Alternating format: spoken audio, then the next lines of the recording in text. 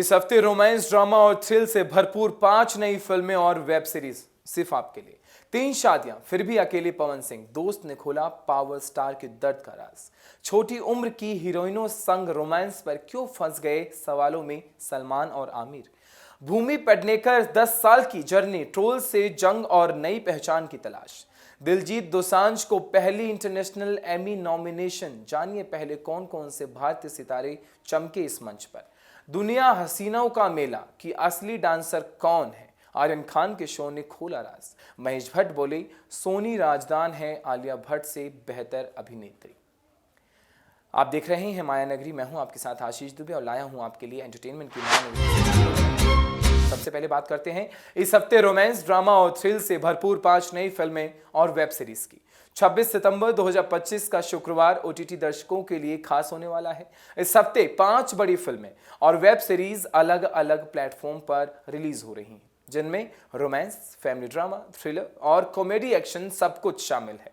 अगर आप वीकेंड पर कुछ नया और दिलचस्प देखना चाहते हैं तो आपके पास चुनने के लिए बेहतरीन विकल्प मौजूद है। सबसे पहले बात करते हैं मलयालम रोमांटिक ड्रामा हृदयपूर्वम की, जो जियो हॉटस्टार पर रिलीज हुआ है। इसमें मोहनलाल और मलविका मोहन मुख्य भूमिकाओं में हैं। फिल्म की कहानी एक हार्ट ट्रांसप्लांट सर्वाइवर संदीप की है, जो अपने डोनर की बेटी हरिता की सगाई में शामिल होता है। किस्मत उसे उस परिवार के करीब ले आती है और धीरे धीरे वह हरिता के प्यार में पड़ जाता है। भावनाओं से भरी यह कहानी दर्शकों के लिए एक दिल छू जाने वाली कहानी है। इसके बाद है नेटफ्लिक्स पर रिलीज हुई धड़क 2, जो 2018 के हिट फिल्म धड़क का सीक्वल है। इस बार कहानी और भी ज्यादा तीखी और सामाजिक मुद्दों से जुड़ी हुई है। सिद्धांत चतुर्वेदी और तृप्ति डिमरी की जोड़ी इस फिल्म को और भी खास बनाती है। फिल्म का टैगलाइन ही बताती है, यह सिर्फ रोमांस नहीं बल्कि पहचान, ताकत और प्यार की कीमत की कहानी है। क्राइम और थ्रिल पसंद करने वालों के लिए ZEE5 लेकर आया है जानवर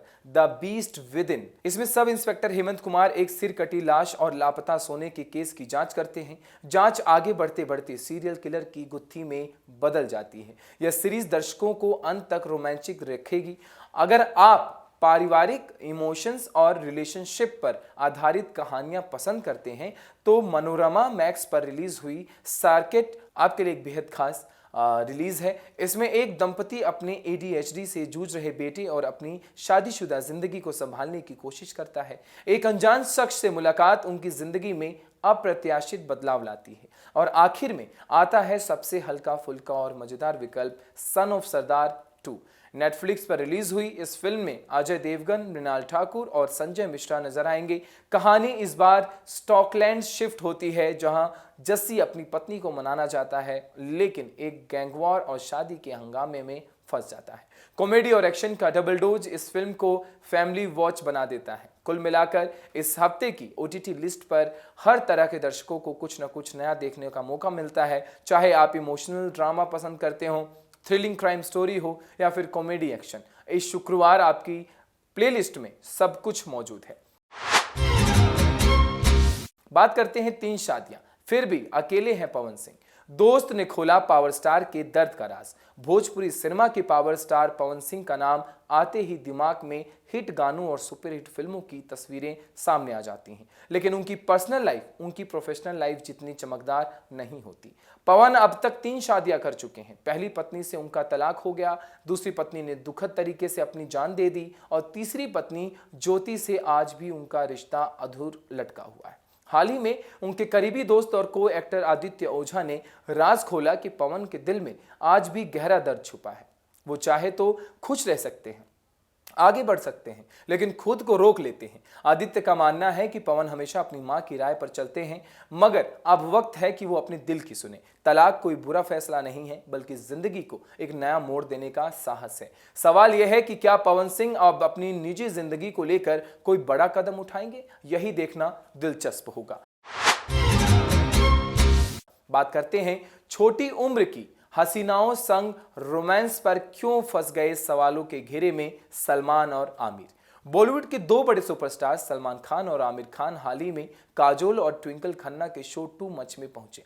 यहां दोनों से एक ऐसा सवाल पूछा गया जिसने इंडस्ट्री के डबल स्टैंडर्ड्स पर सीधा वार कर दिया। काजोल ने पूछा कि क्यों हीरो उम्रदराज होने के बाद भी अपने से छोटी उम्र की हीरोइनों के साथ रोमांस करते दिखते हैं, लेकिन जब हीरोइनों 40 की होती हैं तो उन्हें मां या सहायक किरदारों में डाल दिया जाता है। इस सवाल पर जहां आमिर ने इसे कहानी की जरूरत बताया, वहीं सलमान ने मजाक में टालने की कोशिश की और कहा, ये तो एक्ट्रेस पर निर्भर करता है, हमें तो किचन में धकेल दिया जाता है। बात आगे बढ़ी तो ट्विंकल और काजोल ने भी साफ कहा कि इंडस्ट्री में महिलाओं को बराबरी का मौका नहीं मिलता।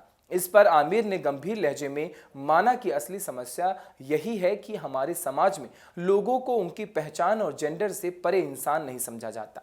वहीं सलमान का कहना था कि अगर स्क्रिप्ट दमदार हो तो बड़ी उम्र की हीरोइन और छोटे हीरो की जोड़ी भी दर्शकों को स्वीकार की जाती है।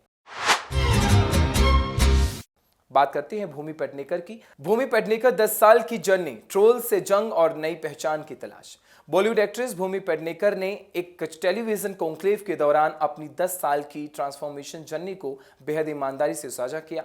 दम लगा के हईसा से करियर शुरू करने वाली भूमि ने बताया कि बचपन से ही उन्हें बुली किया जाता था क्योंकि वो पारंपरिक हीरोइन जैसी नहीं दिखती थी, लेकिन यही बातें उनके लिए चुनौती बनी और उन्होंने ठान लिया कि इंडस्ट्री में अपनी अलग पहचान बनाएंगी। इंडिया टुडे कॉन्क्लेव में भूमि कहती हैं, मैं कॉर्नर में जाकर रोने वाली नहीं हूं, जितना ट्रोल किया जाएगा उतना ही आगे बढ़ूंगी। उन्होंने अपने रोल्स का जिक्र करते हुए कहा कि चाहे टॉयलेट एक प्रेम कथा हो या बधाई दो, उन्होंने हमेशा ऐसे किरदार चुने जो समाज को आईना दिखाते हैं। उनका मानना है कि फिल्मों ने उन्हें सिर्फ एक्ट्रेस नहीं बल्कि इंसान के तौर पर भी मजबूत बनाया है। भूमि ने यह भी स्वीकार किया कि पिछले कुछ सालों में उन्होंने सिर्फ पर्दे पर ही नहीं बल्कि फैशन, बिजनेस और पर्सनल आइडेंटिटी में भी ट्रांसफॉर्मेशन किया है। उनका नया बेवरेज बिजनेस क्लाइमेट चेंज से जुड़ा है, जिस पर वो खास ध्यान दे रही हैं। हालांकि इससे उनकी पर्सनल लाइफ लगभग खत्म हो गई, लेकिन वो इस प्रेशर को एंजॉय करती हैं। सबसे खास बात यह रही कि भूमि ने साफ कहा, मेरे पास कोई मशीन नहीं जो मुझे मुश्किलों से बाहर निकाल दे, मुझे खुद ही रास्ता बनाना होगा। यही आत्मविश्वास और जज्बा उनकी जर्नी को बाकी एक्ट्रेस से अलग बनाता है। बात करते हैं दिलजीत दोसांझ की पहली इंटरनेशनल एमी नॉमिनेशंस की। जानिए पहले कौन कौन से भारतीय सितारे चमके इस मंच पर। पंजाब से बॉलीवुड और फिर इंटरनेशनल लेवल तक का सफर तय कर चुके दिलजीत दोसांझ ने एक बार फिर भारत को मान बढ़ाया है। उन्हें अपनी फिल्म अमर सिंह चमकीला के लिए इंटरनेशनल एमी अवार्ड 2025 में बेस्ट एक्टर कैटेगरी में नॉमिनेट किया गया है। इतना ही नहीं, फिल्म की TV movie mini series category में भी जगह मिली है। दिलजीत ने इस मौके को सिर्फ अपनी नहीं बल्कि पूरे चमकीला की लेगेसी का सम्मान बताया और इम्तियाज अली को शुक्रिया कहा, जिन्होंने इन्हें इस रोल के लिए चुना है। दिलजीत के साथ साथ इससे पहले भी कई भारतीय सितारे ऐसे ग्लोबल स्टेज पर अपना नाम दर्ज करा चुके हैं। कौन से, मैं आपको बता देता हूं। वीरदास ने 2023 में अपने नेटफ्लिक्स स्पेशल वीरदास लैंडिंग के लिए बेस्ट कॉमेडी स्पेशल कैटेगरी में जीत हासिल की थी। उसी साल एकता कपूर ने टेलीविजन इंडस्ट्री में उनके योगदान के लिए इंटरनेशनल एमी डायरेक्टर अवार्ड से नवाजा गया था।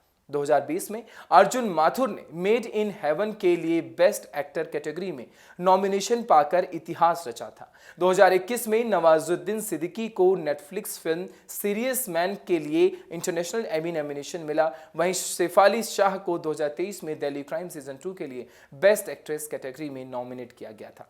दिलजीत का यह सफर और ये नॉमिनेशन सिर्फ उनकी मेहनत का नहीं बल्कि भारतीय सिनेमा की बढ़ती पहुंच और कहानियों की वैश्विक स्वीकार्यता है। अब देखना होगा कि क्या दिलजीत इस मंच पर जीत दर्ज कर भारत का परचम एक बार फिर लहराते हैं या नहीं।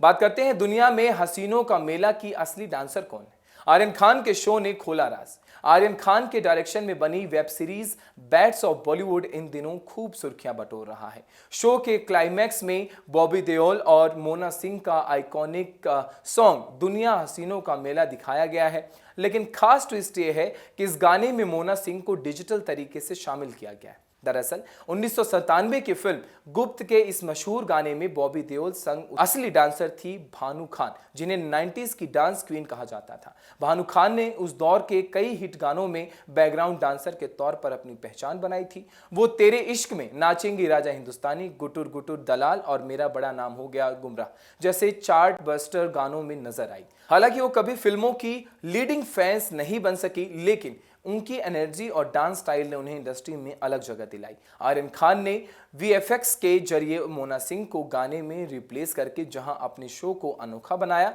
वहीं 90s के स्टार डांसर को भी एक बार फिर चर्चा में ला खड़ा कर दिया। इस तरह बैट्स ऑफ बॉलीवुड सिर्फ एक डार्क शो नहीं बल्कि पुरानी यादों का एक नया अंदाज में जीने का मौका भी दे रहा है।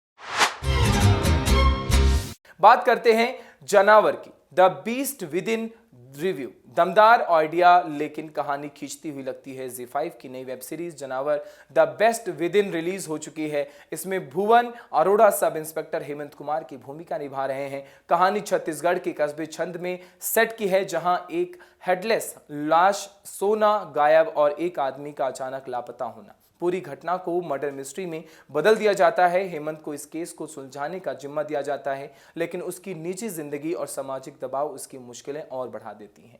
निर्देशक संचिद्र वात्सव ने विषय दो दमदार चुना है, लेकिन कहानी की पकड़ कमजोर पड़ती है। स्क्रीन प्ले और डायलॉग्स औसत हैं, जिसकी वजह से सीरीज कई बार खिंची हुई महसूस होती है। धीमी रफ्तार दर्शकों का सब्र आजमाती है। अभिनय की बात करें तो भुवन अरोड़ा का काम ईमानदार है, लेकिन वे एक सख्त पुलिस इंस्पेक्टर की छवि में पूरी तरह फिट नहीं बैठते। बात करते हैं महेश भट्ट बोले सोनी राजदान है आलिया भट्ट से बेहतर। अभिनेत्री बॉलीवुड के वरिष्ठ फिल्म मेकर महेश भट्ट ने अपनी पत्नी सोनी राजदान के अभिनय की तारीफ करते हुए कहा कि वह उनकी बेटी आलिया भट्ट से कहीं बेहतर है। स्क्रीन के साथ विशेष बातचीत में भट्ट ने बताया, अगर आपको लगता है कि आपसे बेहतर कोई अभिनेता नहीं है तो अपनी मां की फिल्म देखिए। भट्ट का अब खुद फिल्मों का निर्देशन नहीं कर रहे हैं, बल्कि अब उनका फोकस नए टैलेंट को लॉन्च करने और मैटरिंग पर है। उन्होंने कहा कि पिछले कई सालों में उन्होंने कई नए चेहरों और आवाजों को इंडस्ट्री में लाया है, जो अब सफल फिल्म मेकर बन चुके हैं। उनकी नवीनतम खोज श्रीहता दास है, जिनकी डेब्यू फिल्म तू मेरी पूरी कहानी 26 सितंबर को रिलीज हो रही है। यह रोमांटिक ड्रामा नए कलाकार अहान पटेल और हिरण्य ओझा के साथ हो और इसे भट्ट की पूरी हिट स्टार लॉन्च फिल्मों जैसे आशिकी राज और मर्डर के समान बताया जा रहा है। महेश भट्ट ने अपने भतीजे मोहित सूरी की फिल्म तैयार से तुलना कर कहा कि फिल्म की अपनी तकदीर होती है, मेरा काम सिर्फ युवा प्रतिभाओं को उड़ान देना है। भट्ट की यह बात कि सोनी राजदान का टैलेंट आलिया से बेहतर है, एक बार फिर सिनेमा में उनकी विरासत और कला की चर्चा छेड़ रही है। आप देख रहे थे माया नगरी, मैं हूं आपके साथ आशीष दुबे। फिर मिलेंगे अगले एपिसोड में, अब बताएंगे आपको क्या लेटेस्ट अपडेट है एंटरटेनमेंट की माया नगरी से। तब तक के लिए नमस्कार।